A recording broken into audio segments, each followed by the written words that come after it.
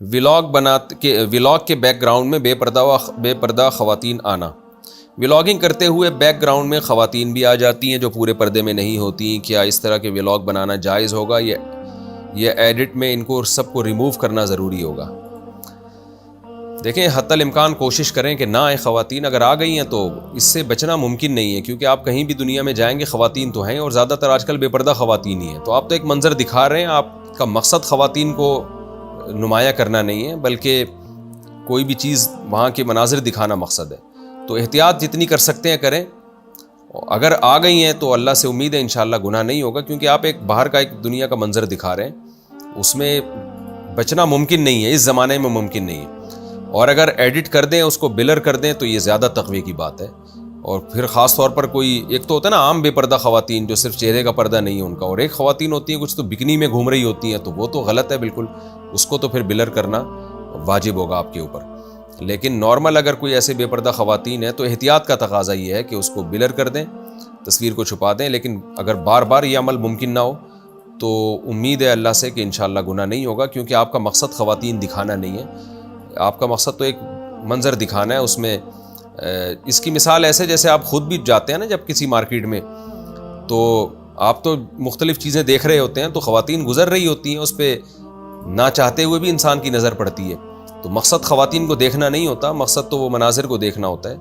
تو جیسے وہ نہ چاہتے ہوئے معاف ہے، تو انشاءاللہ اللہ سے امید ہے کہ یہاں بھی جو ولاگ دیکھیں گے ان کی نظر کسی خاتون پہ پڑ جائے گی. اگر ان کا مقصد خاتون کو دیکھنا نہیں ہے تو اللہ تعالیٰ سے امید ہے کہ انشاءاللہ گناہ نہیں ہوگا.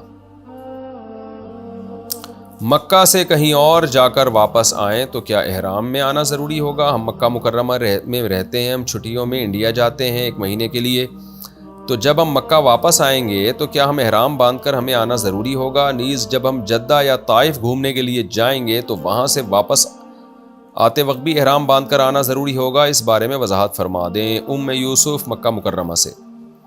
دیکھیں جدہ تو میقات کے اندر ہے، تو جدہ سے واپس آتے ہوئے تو احرام باندھ کے آنا ضروری نہیں ہے، کر لیں تو اچھی بات ہے. لیکن طائف اگر گئے یا انڈیا گئے تو پھر واپسی پہ آپ کو میقات سے آپ بغیر احرام کے نہیں گزر سکتے، کیونکہ مکہ جا رہے ہیں نا آپ. تو مکہ جب بھی آپ میقات کے باہر سے ہو کر آئیں گے نا مکہ، تو پھر آفاقی بن جائیں گے آپ، اور آپ پر واجب ہوگا کہ آپ احرام باندھ کے پہلے عمرہ کریں، احرام سے نکلیں، پھر جہاں مرضی جانا ہے جائیں آپ. تو اگر آپ انڈیا جاتے ہیں یا طائف جاتے ہیں تو واپسی پہ آپ پر عمرہ واجب ہو جاتا ہے اگر مکہ آ رہے ہیں آپ. آدھی نماز کھڑے ہو کر آدھی کرسی پر بیٹھ کر پڑھنا. ایک شخص بیمار ہے، رکوع اور قیام اچھی طرح کر سکتا ہے، جب وہ سجدے میں پہنچتا ہے تو کرسی پر بیٹھ کر سجدہ کرتا ہے، کیا اس طرح سے نماز جائز ہے یا اسے پوری نماز کرسی پر بیٹھ کر ادا کرنی چاہیے؟ اوکاشا مالاکنڈ. اس طرح سے جائز ہے جس طرح سے آپ نے بیان کیا. شروع میں قیام کرے اور جب بعد میں سجدہ کرنے لگے تو چونکہ ممکن نہیں ہے تو وہ اشاروں سے کر لے.